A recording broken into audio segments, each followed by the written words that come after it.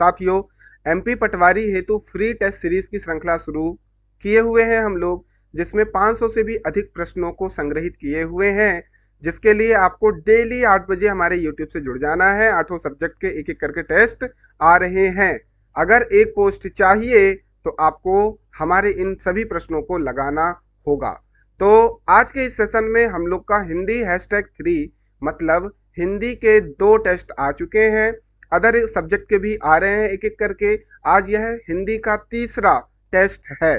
तो चलिए शुरू करते हैं। आज का पहला प्रश्न क्या है? शिक्षक ही देश को भ्रष्टाचार से मुक्त कर सकता है। इस वाक्य में उचित निपात को बताइए। साथियों, निपात क्या होता है मैंने लास्ट वाले टेस्ट में बहुत ही अच्छे से समझाया था। अगर जिन साथियों ने नहीं समझा है तो फिर से समझिए और उसे भी देखिए। निपात क्या है पहले उसे समझ लेते हैं। तो निपात किसी भी बात पर अतिरिक्त भार देने के लिए जिन शब्दों का प्रयोग किया जाता है उसे निपात कहते हैं। तो यहाँ निपात की डेफिनेशन मैंने लिख दी कि क्या होता है कि अगर हमको कोई भी सेंटेंस में ऐसा शब्द यूज कर लें तो वो शब्द ही निपात कहलाता है, अगर उस सेंटेंस का भार पैदा हो जाए। भार मतलब एग्जाम्पल से समझते हैं। जैसे कि इसमें एग्जाम्पल क्या है, ये निपात शब्द हैं कुछ, जैसे कि तक, मत, क्या, हाँ, भी, केवल, ही, ये सारे के सारे याद कर लो, ये सब निपात शब्द हैं। कैसे हैं एक एग्जाम्पल करके देखते हैं। पहले हम लोग ये भी वाला एग्जाम्पल देखते हैं। ठीक, तो मैं एक सेंटेंस बोल रहा हूं, क्या? आप भी, आप कोई भी हो सकते हैं, राहुल, सीता, गीता, श्याम। तो आप भी 8000 पोस्ट आई है पटवारी की, तो आपको एक पोस्ट चाहिए, तो आप भी पटवारी बन सकते हैं। अगर आपके अंदर पोटेंशियल होगा, आपने अच्छी प्रैक्टिस की है, तो आप भी बन सकते हैं। मतलब आपको स्पेसिफाइड किया जा रहा है, जोर दिया जा रहा है। तो इस तरीके से यहां पर भी शब्द जो है वह निपात कहलाएगा। क्लियर है? तो हमारा सही आंसर क्या होगा? शिक्षक ही, यहां पर ही जो है यह निपात है। शिक्षक ही देश को भ्रष्टाचार से मुक्त कर सकता है, मतलब अच्छी शिक्षा देकर के भ्रष्टाचार को मुक्त कर सकता है। जब बच्चे पढ़ के बड़े होंगे तो भ्रष्टाचार के खिलाफ आवाज उठाएंगे, इसलिए हम लोग कह सकते हैं। आज का अगला प्रश्न, कौन से वर्ग में सभी नासिक के व्यंजन हैं? यहां पर है अ में म, इया, अड़ा, त, ल, व, न, त, द, अगला है ल, न, द। तो इसमें से कौन सा नासिक के व्यंजन है? तो सबसे पहले तो नासिक के व्यंजन समझ लीजिए। क्या होते हैं नासिक के व्यंजन? तो हर वर्ग का 5वां अक्षर, मतलब पंचमा अक्षर को हम लोग क्या बोलते हैं? नासिक के व्यंजन बोलते हैं। सर कौन से वर्ग? तो सभी को व्यंजन पता है, क, ख, ग, घ, ङ। ठीक, तो पहला वाला वर्ग जो है वो उसको का वर्ग बोलते हैं, दूसरे वाले को चा वर्ग, तीसरे को टा वर्ग। इसी तरीके से हमारे 5 वर्ग हमने बना दिए। तो क, ख, ग, घ, अंगा, 5वां अक्षर कौन सा है? अंगा। तो ये जो अंगा है ये नासिक के व्यंजन है, जो कि नाक से बोला जा रहा है, नाक से, अंगा। फिर उसके बाद च वर्ग में इया जो है 5वां अक्षर है और ये भी नाक से बोला जा रहा है, नासिक के व्यंजन हो गया। उसके बाद ट वर्ग में अड़ा जो है यह भी एक नासिक के व्यंजन है। उसके बाद त वर्ग में न जो है, न, ये सब कुछ नाक से, ये जितने भी वर्ण हैं हमारे, ये सब नाक से बोले जा रहे हैं। उसके बाद प वर्ग में म। तो आपको याद होना चाहिए, ये जो 5 अक्षर हैं ये नासिक के अक्षर हैं, नासिक के व्यंजन हैं। तो हमारा इसमें से आंसर देखो कौन कौन सा हो सकता है। तो म है, इया है, अड़ा है। ठीक, तो हमारा आंसर आ हो जाएगा। तो कौन से वर्ग में सभी नासिक के व्यंजन है? तो ये वाले में, म, इया, अड़ा, सब कुछ नाक से बोला जा रहा है। क्लियर? कोई डाउट? चलो बढ़िया। अगला प्रश्न, दिए गए वाक्य में रेखांकित खंड को प्रतिस्थापित करने के लिए उपयुक्त विकल्प का चयन करिए। मतलब ये आपको वाक्य दिया गया है, इसमें जो रेखांकित ये दिया गया है इसमें सही ऑप्शन को चुनना है। देश को मर मिटने वाला सच्चा देशभक्त होता है। क्या अगर ये सही लग रहा है तो आप ए मार दो, नहीं लग रहा है तो बाकी के पढ़ो। देश के द्वारा मर मिटने वाला सच्चा देशभक्त होता है, देश के लिए मर मिटने वाला सच्चा देशभक्त होता है, देश में मर मिटने वाला सच्चा देशभक्त हो सकता है, है ना, सच्चा देशभक्त होता है। तो सबसे बेस्ट आंसर क्या लग रहा है? देश के लिए। आंसर नंबर सा, देश के लिए मर मिटने वाला सच्चा देशभक्त होता है। तो आपको इस तरीके से प्रश्न बनते हैं, बनते आएंगे। जो भी यहाँ क्वेश्चन कराए जा रहे हैं वो एग्जाम पॉइंट ऑफ व्यू से बहुत इंपॉर्टेंट है। प्रीवियस ईयर के जो भी पेपर्स आए हैं ऐसे प्रश्न वहां बने हैं, इसलिए आपको इस तरीके के प्रश्नों को ही प्रैक्टिस करनी है। लेवल आपको पता चल रहा है कि किस तरीके का पेपर आएगा। तो आंसर क्या हो गया? देश के लिए मर मिटने वाला। ठीक है, तो यहाँ पर अगर आप बात करें कि मिस्टेक पॉइंट क्या होता है, यहाँ पर कारक चिन्ह का उपयोग करना हमको है। ठीक, अब यहाँ पर कारक चिन्ह क्या है? को के स्थान पर के लिए यूज करना है। मतलब पहले क्या था? पहले था देश को मर मिटने वाला, तो को हटा करके के लिए हमने यूज किया। तो अब यहाँ पर प्रश्न इस तरीके से भी पूछ सकता है कि यहाँ पर ऑप्शन में कौन सी गलती है? कारक चिन्ह की गलती है ना, या फिर वर्तनी की गलती है? लास्ट वाले टेस्ट में मैंने वर्तनी की गलती वाली मैंने एक सेंटेंस लिया था। तो इस तरीके से भी आपको समझना है। क्लियर हो गया? तो आपका मेन आंसर क्या हो गया? देश के लिए मर मिटने वाला होना चाहिए। क्लियर? अगला प्रश्न, आज का चौथा प्रश्न। श्वेता बहुत धीरे दौड़ती है, इस वाक्य में क्रिया विशेषण बताना है। क्या बताना है? क्रिया विशेषण। सबसे पहले सर क्रिया क्या होता है? हम लोग इंग्लिश में वर्ब बोलते हैं, बिल्कुल बोलते हैं। तो मतलब क्रिया मतलब सभी चीजें जो आप करते हो डेली, जैसे कि खाना, नहाना, सोना, उठना, बैठना, खेलना, दौड़ना, है ना, ये सारी की सारी क्या है? ये सब वर्ब है, क्रिया है। जो आप करते हो, कर्ता जो कार्य करता है वो क्रिया होती है। और क्रिया की विशेषता बताने वाले शब्द को हो, क्रिया की विशेषता बताने वाले शब्द को क्रिया विशेषण बोलते हैं। वाह सर, बहुत ही बढ़िया। तो यहाँ पर क्रिया विशेषण की पहले परिभाषा लिख लो, आप लोग नोट कर लो। ये जो भी एक्स्ट्रा फैक्ट लिखवा रहा हूं ये सब नोट करना है आपको। क्रिया विशेषण अर्थात जो शब्द क्रिया की विशेषता बताए वो क्रिया विशेषण कहलाता है। उदाहरण देख लेते हैं सर। श्याम तेज दौड़ता है, श्याम तेज दौड़ता है, तो श्याम कार्य क्या कर रहा है? दौड़ने का काम कर रहा है। मतलब ये हमारा क्रिया हो गया दौड़ना, ये हमारा क्रिया हो गया दौड़ता है। अब यहां पर बोल रहा है कि वो क्या कर रहा है? वो तेज दौड़ता है। तो यहां पर उस क्रिया की विशेषता बता दिया, तेज दौड़ रहा, धीमा दौड़ रहा। ये जो आप बता रहे हो उसकी विशेषता बता दी कि वह तेज दौड़ता है। तो ये जो तेज वर्ड है ये हो गया क्रिया की विशेषता बताने वाला शब्द, इसी को बोलेंगे क्रिया विशेषण। आइए हमारा जो प्रश्न है उस पर ध्यान देते हैं। तो श्वेता बहुत धीरे दौड़ती है, तो यहां पर दौड़ना क्या हो गया? दौड़ना हो गया आपका क्रिया। क्या हो गया? क्रिया। ठीक, तो अब श्वेता तो ये सब्जेक्ट हो गया, है ना, है तो हो नहीं सकता। दौड़ती हमारा वर्ब हो गया, तो आंसर क्या होगा? बहुत। मतलब बहुत धीरे दौड़ती है, तो बहुत जो है ये इसकी विशेषता बता रहा, बहुत धीरे होना चाहिए हालांकि, लेकिन बहुत ये हमारा आंसर होगा। ठीक, बहुत धीरे दौड़ती है। बहुत ही बढ़िया। आइए आगे बढ़ते हैं आज के नेक्स्ट क्वेश्चन, पांचवें क्वेश्चन में। ओझरी की झोरी कांधे, आतन की सेलही बांधे, मुंड को कमंडल खपर कियो कोरी कै। इन पंक्तियों में कौन सा रस है बताना है? बीभत्स रस, वीर रस, भयानक रस या फिर रौद्र रस?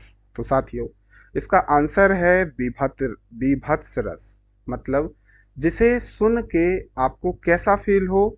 बिल्कुल घृणा फील हो। बीभत्स रस का क्या विशेषता है? कि आपको सुन के देख के घृणा फील हो। तो आइए पहले समझते हैं इसका व्याख्या। तो ओझरी की झोरी कांधे, इसका अर्थ समझते हैं। ओझरी की झोरी कांधे मतलब यहाँ पर कवि जो है एक नायिका की बात कर रहे हैं, जो क्या कैसे है? आंतों की थैली लिए हुए। आंतों की थैली मतलब आंत, बड़ी आंत, छोटी आंत, आप समझते हैं। ठीक है, अगर उसको देखते हो तो कितना गंदा फील हो रहा है।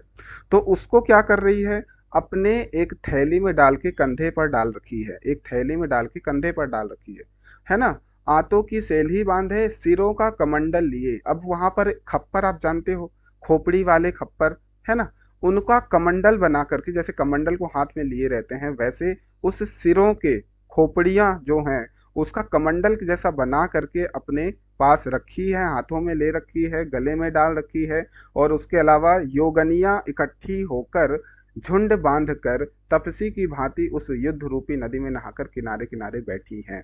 मतलब एक तपस्वी की भांति, तपस्विनी की भांति झुंड मतलब अपने जूड़े वगैरह बांध के योगिनी के समान इस तरीके से कमंडल के भांति उन खप्परों को, उस खोपड़ियों को लिए हुए और कंधे में अपनी थैली को, आंतों को भर करके बैठी हैं। तो आप समझ पा रहे हो कि कितना बीभत्स यहाँ पे दृश्य है ना। तो बीभत्स दृश्य है, मतलब आपको क्या है, घृणा फील हो रहा है इन सभी दृश्य को देखकर सुन करके, इसलिए इसका आंसर बीभत्स रस होगा। तो आंसर क्या हो गया हमारा, बीभत्स रस। वीर रस क्या होगा, जब आपको वीरता का अनुभव हो। भयानक रस में जब आपको भय डर लगे। रौद्र रस में आपको क्रोध क्रोध उत्पन्न हो पंक्तियों को सुन करके, तो आप कहोगे। ठीक, अभी हम लोग यहाँ पर देख लेते हैं रस और उनके स्थायी भाव। सबसे पहले रस, श्रृंगार रस, उसका स्थायी भाव क्या होगा, रति। ये मैं क्यों करवा रहा हूँ, पेपर में डायरेक्टली पूछे गए हैं कि किस रस का स्थायी भाव क्या होगा। ठीक, तो हमको डायरेक्टली स्थायी भाव पता होना चाहिए कि उस रस को सुन करके हमको क्या भाव उत्पन्न होगा, स्थायी भाव उत्पन्न होगा। तो श्रृंगार रस है तो रति। ठीक, इसका स्थायी भाव डायरेक्टली रति याद रखो। अगर हमारा हास्य रस है तो हास, अगर करुण रस है तो शोक, मतलब शोक आपको फील होगा। रौद्र रस है तो क्रोध होगा। वीर रस है तो उत्साह होगा। और भयानक रस है तो भय होगा।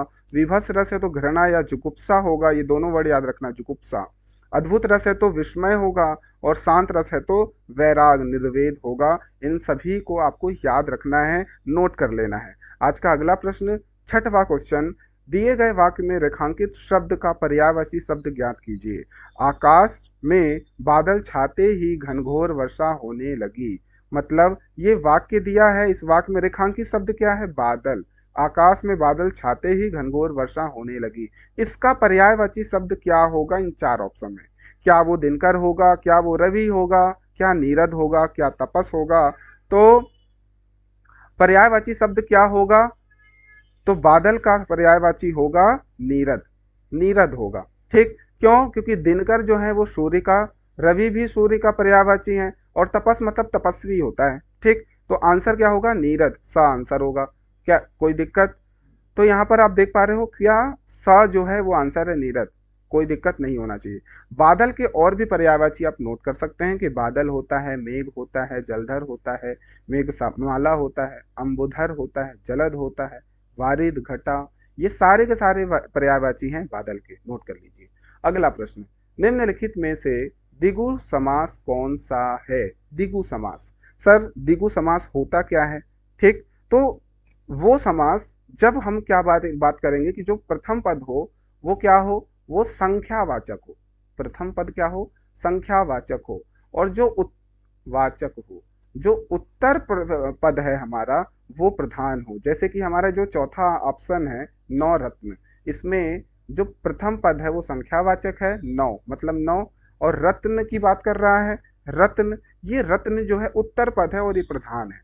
तो मतलब द्विगु समास की क्या विशेषता है, उत्तर पद प्रधान हो और उस उत्तर पद की विशेषता बताता है कि वो कितने संख्या में है। इस तरीके से आप आंसर कर सकते हो द्विगु समास का। ठीक है, तो यहाँ पर पहला पद क्या है, संख्यावाचक है ना, नवरत्न में, इसलिए यह द्विगु समास होगा। द्विगु समास में उत्तर पद प्रधान होता है और समूह का ज्ञान होता है। उदाहरण में नवरत्न, नौ रत्नों का समूह।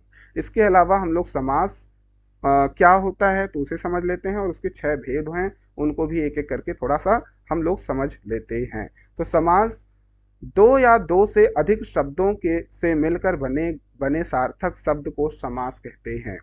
ठीक, दो या दो से अधिक शब्दों को जब हम मिला देते हैं तो जो सार्थक शब्द हमको मिलता है वह हमारा समास कहलाता है। जैसे कि अव्ययी भाव समास। अव्ययी भाव समास में हमको क्या याद रखना है कि इसका पूर्व पद समान हो, मतलब प्रथम पद समान हो, अव्ययी भाव समास कहलाएगा।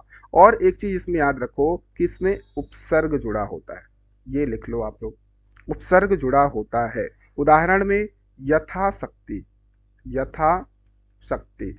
आप यहां पर देख पा रहे हो यथा जो है ये हो गया प्रथम पद और ये प्रधान है, और यही हमारा क्या कहलाएगा, उपसर्ग कहलाएगा। ठीक, उपसर्ग में और भी बहुत सारे शब्द जोड़ सकते हैं, प्रति, भर, अन, यथा, कुछ भी जोड़ सकते हैं, कोई दिक्कत नहीं होना चाहिए। तत्पुरुष समास मैंने लास्ट वाले टेस्ट में बहुत अच्छे से समझाया था, जिसमें उत्तर पद प्रधान हो तत्पुरुष समास कहलाएगा। उत्तर पद प्रधान होने के साथ साथ हमको क्या याद रखना है कि हमको कारक शब्द, जब हम समास विग्रह करेंगे तो कारक शब्द हमारे इसमें आएंगे। जैसे कर्ता ने कर्म को करण से के द्वारा, तो का की के ऐसे वर्ड आएंगे, का की के, है ना, से के लिए, से के द्वारा, है ना, के लिए, इस तरीके के वर्ड अगर आ रहे हैं समास विग्रह में और उत्तर पद प्रधान है तो हम बोलेंगे कि तत्सर तत्पुरुष समास होगा। द्विगु समास उत्तर पद प्रधान होगा जो अभी मैंने बताया, और साथ ही साथ उसमें संख्यावाचक होगा। ठीक, संख्यावाचक। अगर द्वंद्व समास की बात करेंगे तो दोनों पद प्रधान होगा, दोनों पद प्रधान होगा, और उसमें क्या है कि डैश बीच में लगता है, डैश। जैसे कि माता पिता, और दोनों एक दूसरे के विपरीत होंगे, माता पिता, रात दिन, इस तरीके से अगर एग्जाम्पल आते हैं तो वो द्वंद्व समास कहलाएगा। कर्मधारय समास की विशेषता क्या है कि उत्तर पद प्रधान हो, कर्मधारय समास उत्तर पद प्रधान हो, साथ ही साथ क्या हो कि उत्तर पद की विशेषता बता रहा हो। क्या? जैसे कि नील कमल, एग्जाम्पल के तौर पे समझते हैं, नील कमल। अब कमल जो है वो उत्तर पद हो गया और ये क्या है, प्रधान है। अब इसकी विशेषता बता रहा है कि कमल जो है वो नीला है, नीला है कमल, तो ये उत्तर पद की विशेषता बता दिया। इस तरीके से अगर एग्जाम्पल आएंगे तो कर्मधारय समास कहलाएगा। जो मैं बोल रहा हूं नोट करते चलो, ठीक है। अगर बहुब्रीहि समास की बात करें तो इसमें अन्य पद प्रधान होता है, मतलब जो दिया है वो प्रधान नहीं होगा, किसी तीसरे पर्सन को ये इंडिकेट करेगा, संकेत करेगा, वो प्रधानता को शो करेगा। जैसे कि लंबोदर, अब यहाँ पर कोई भी पद प्रधान नहीं है, लंबोदर, दर, ठीक है। तो लंबा है उदर जिसका, मतलब कि गणेश जी, लंबा है उदर जिसका मतलब गणेश जी। तो यहाँ पर गणेश जी की बात कर रहा है, मतलब ये क्या है, अन्य पद है, अन्य पद प्रधान है। यहाँ पर लंबोदर में कोई भी पद प्रधान नहीं है। इस तरीके से आपको समझना है कि बहुब्रीहि समास की विशेषता ये होती है। आई होप आपको ये वाला प्रश्न अच्छे से समझ में आ गया और समास शॉर्ट में अच्छे से समझ में आ गया। अगर नहीं आया तो आप मुझे कमेंट करके बताइएगा, समास में बहुत अच्छे से डिटेल में संधि समास पढ़ा दूंगा। ठीक, अगला प्रश्न, नीचे दिए गए शब्दों के सही संधि का विकल्प चुनिए। मतलब संसार है तो इसका सही संधि विच्छेद क्या होगा, मतलब किसका एग्जाम्पल है। तो साथियों उसको आप लोग नोट कर लीजिए, ये व्यंजन संधि का एग्जाम्पल है। व्यंजन संधि क्या होता है? व्यंजन संधि तो किसी व्यंजन का व्यंजन से अथवा किसी स्वर से मेल होने पर जो परिवर्तन होता है व्यंजन संधि कहलाता है। मतलब अगर हम संसार को संधि विच्छेद करें तो क्या आएगा, समधन सार, समधन सार। यहां पर जो हमारा ये वाला पद आप देख रहे हो, इसमें ये हलंत के साथ आ गया माँ, अगर हलंत आ गया इसका मतलब ये हमारा व्यंजन संधि होगा। और आप ये भी देखो कि ये जो माँ है ये व्यंजन ही तो है, स्वर व्यंजन आपको पता ही है, माँ जो है ये व्यंजन है, और एक व्यंजन दूसरे व्यंजन के साथ जुड़ के एक तीसरा व्यंजन बना रहा है, तो यहाँ पर संसार बन रहा है, कोई दिक्कत नहीं है। मतलब व्यंजन होगा, व्यंजन किसी स्वर से या किसी व्यंजन से यहाँ पे जुड़ेगा। मतलब इस वाले पोजीशन पे स्वर या व्यंजन कुछ भी हो सकता है, परंतु यहाँ व्यंजन होना जरूरी है, इतनी बात याद रखना आपको। ठीक, तो इस तरीके से इसका आंसर क्या हुआ, व्यंजन संधि। अगला प्रश्न देखते हैं, लंबी बात के अर्थ में किस मुहावरे का प्रयोग होता है। मतलब यहाँ पर आपको मुहावरे दिए हैं ऑप्शन में और आपको बताना है कि किस मुहावरे का अर्थ लंबी बात होगा। पहला शैतान की आंत, दूसरा सफेद जूठ, तीसरा मन के लड्डू, चौथा विष की गांठ। तो किसका आंसर हो सकता है लंबी बात? तो आंसर आप नोट कर लीजिए, शैतान की आंत। शैतान की आंत का मतलब होता है लंबी बात। साथियों ऐसे मुहावरे आएंगे, ये आया हुआ प्रश्न है, ऐसे प्रश्न फिर बनेंगे, याद रखिएगा। तो यहाँ पर कैसे है इसे आप लोग समझिए। पहले तो हम लोग देख लेते हैं मुहावरा। जो शैतान की आंत है उसका मतलब होता है बहुत लंबी चौड़ी बात। अब क्यों है, अब आंत मतलब आपको मैंने बताया ना, लंबी आंत, बड़ी आंत, छोटी आंत, जो कि कई किलोमीटर में होती है, मतलब बहुत लंबी होती है।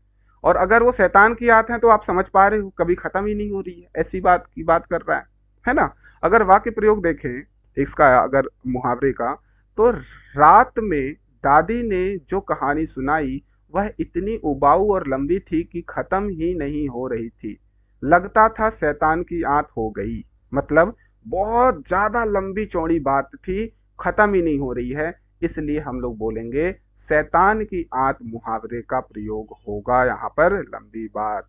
क्या इतनी बात क्लियर है? चलिए अगला प्रश्न, आज का हमारा लास्ट क्वेश्चन, निम्नलिखित काव्य पंक्तियों में मुख्यतः किस अलंकार का प्रयोग दिखाई देता है? पढ़ लेते हैं, हमारी पंक्ति क्या है। लघु सुर धनु से पंख पसारे, शीतल मलय समीर सहारे। इस पंक्ति में अलंकार हमको बताना है। ठीक, लास्ट वाले टेस्ट में मैंने उपमा और रूपक अलंकार को बहुत ही अच्छे से डिफरेंशिएट क्रिएट किया था मैं, तो उसको अगर नहीं देखा है तो एक बार देख लो आप लोग। ठीक है, तो अभी हम लोग देख लेते हैं कि इसका मतलब क्या है, पंक्ति का मतलब क्या है।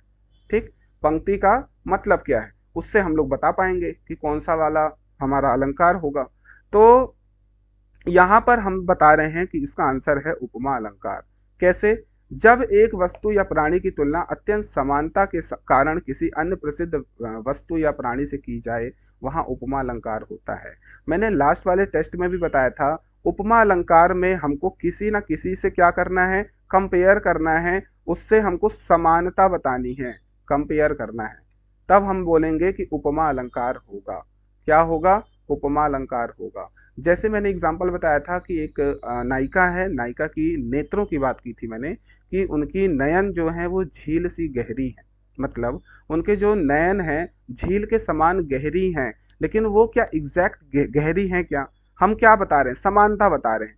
लेकिन अगर वहीं पे अगर हम लोग रूपक अलंकार की बात करेंगे, तो मैंने कल एग्जाम्पल बताया था, हरि के चरण जो हैं, हरि के जो चरण हैं वह कमल के समान नहीं है, कमल ही हमने मान लिया है।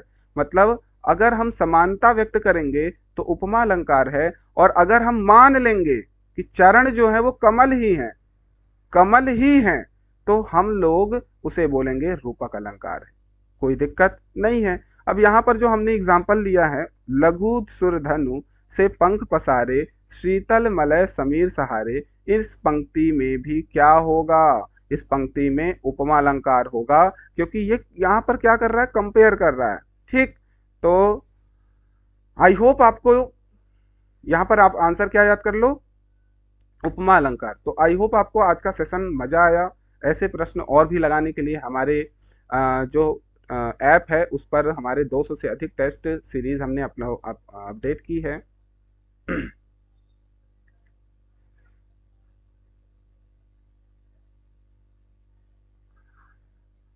तो ऐसे और भी प्रश्न लगाने के लिए आप हमारा ऐप इंस्टॉल कर सकते हैं, जहां पर आपको 200 से अधिक टेस्ट सीरीज मिल जाएंगे विद एक्सप्लेन्ड आंसर, और ये बाइलिंगुअल में होगा। लेटेस्ट पैटर्न पर आधारित 20 प्रीवियस ईयर पेपर भी हैं, 150 से ज़्यादा सब्जेक्ट वाइज टेस्ट हैं, 15 एफएलटी और 12 एमपीजी के हैं। अभी सब्सक्राइब कर लो हमारा चैनल और ऐप इंस्टॉल कर लो।